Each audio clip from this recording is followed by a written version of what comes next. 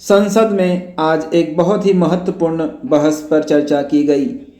बसपा के अमरोहा से सांसद कुंवर दानिश अली ने इलेक्ट्रॉनिक वोटिंग मशीन यानी ईवीएम की जगह मतपत्रों से चुनाव के लिए लोकसभा में प्राइवेट बिल पेश किया। दानिश अली के मुताबिक स्वतंत्र और निष्पक्ष चुनाव किसी भी राष्ट्र के लोकतांत्रिक मूल्यों के लिए महत्वपूर्ण है। भी पीपल्स रिप्रेजेंटेशन एक्ट में अमेंडमेंट करने के लिए एक प्राइवेट मेंबर बिल इंट्रोड्यूस किया है, जो ईवीएम से जो चुनाव होता है उसको बदल करके वापस बैलेट से चुनाव कराया जाए। ये मैंने आज ही, आपने मुझे अनुमति दी बिल इंट्रोड्यूस करने के लिए। सभापति महोदय, आप डिजिटल इंडिया की बात कर रहे हैं, डिजिटल वर्ल्ड हो गया है।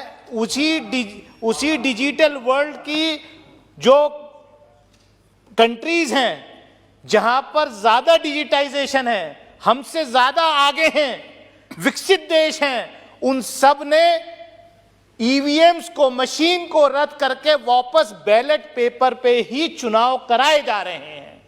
और जनता का विश्वास क्योंकि उठ रहा है, बार बार ईवीएम्स के जरिए से जो चुनाव होते हैं उस पर कहीं ना कहीं शक हो रहा है, इसलिए इसमें अमेंडमेंट करने की बहुत ही आवश्यकता है। इसीलिए मैं कहना चाहता हूं सभापति महोदय कि हमारा देश मल्टी पार्टी डेमोक्रेसी है।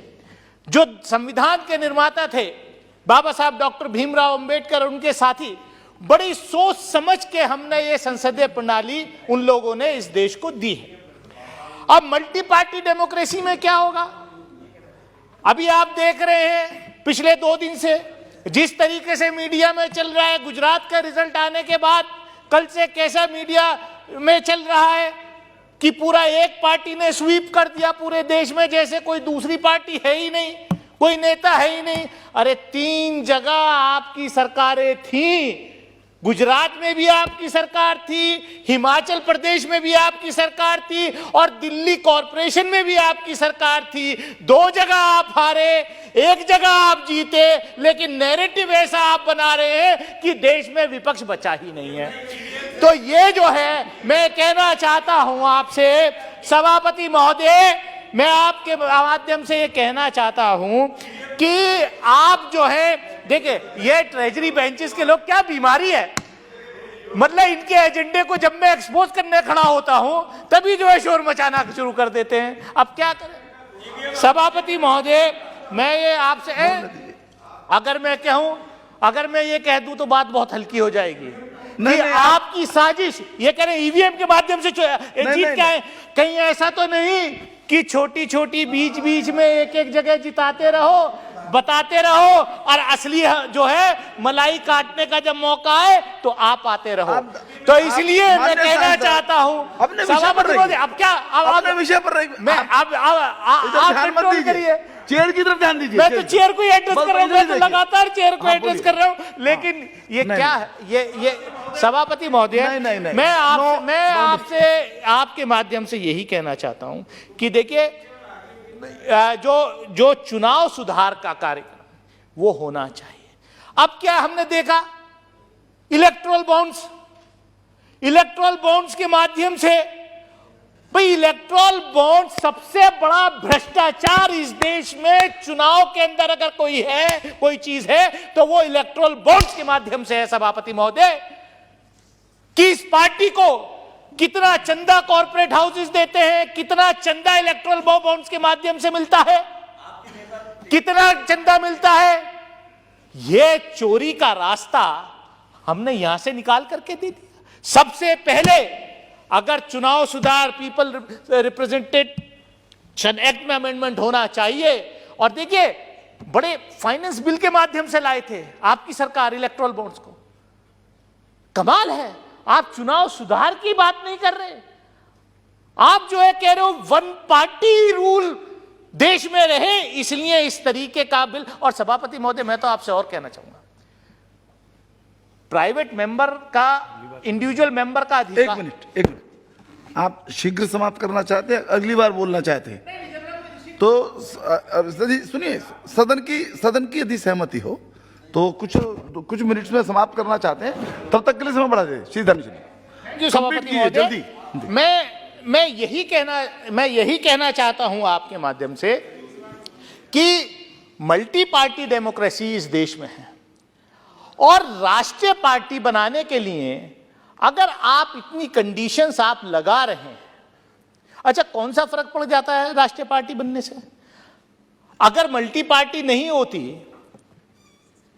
गुजरात में 2 पार्टी नहीं लड़ती, तो आज आप ये जश्न नहीं मना रहे होते।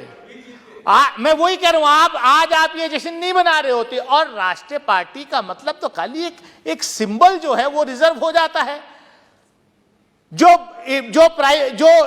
निर्दलीय लड़ते हैं, अब ये गृह राज्य मंत्री हैं। विपक्ष ने कितनी बार मांग करी, हमारे गृह राज्य मंत्री हैं। मैं वही तो कह रहा हूं, आप अपनी बात बोलिए, इंडिविजुअल मेंबर को डिस्टर्ब करने खड़े होते हैं।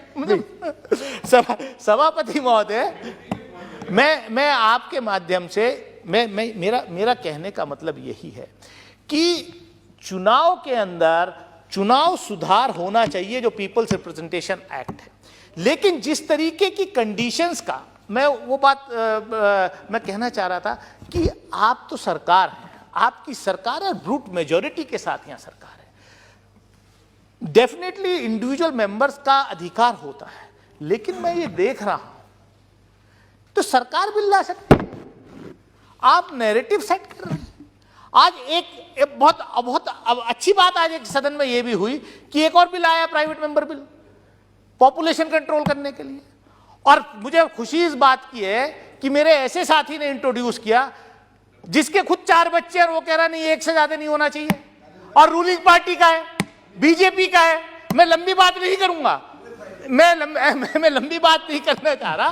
मैं यही कह रहा हूं कि नैरेटिव सेट करने के लिए आप इस तरीके ना प्लीज मैं सभापति महोदय, मैं यही कहूंगा कि पीपल रिप्रेजेंटेशन एक्ट में अमेंडमेंट होना चाहिए, लेकिन चुनाव सुधार के जो बड़े कार्यक्रम हैं, ठीक, उसको मेरी आपके माध्यम से सरकार से यह अपील है कि सरकार बिल लाए, एक बड़ा कॉम्प्रिहेंसिव बिल लाए जिसमें चुनाव सुधार का कार्यक्रम हो। ये जो है 1 पार्टी रूल का जो सपना ये देख रहे हैं, जो हमारे पूर्वजों ने जो आजादी दिलाई, जो ये संविधान बनाया, उसको लगातार डिस्ट्रॉय करने की जो कोशिश कर रहे हैं, वो नहीं होनी चाहिए। मैं इन्हीं शब्दों के साथ अपनी बात खत्म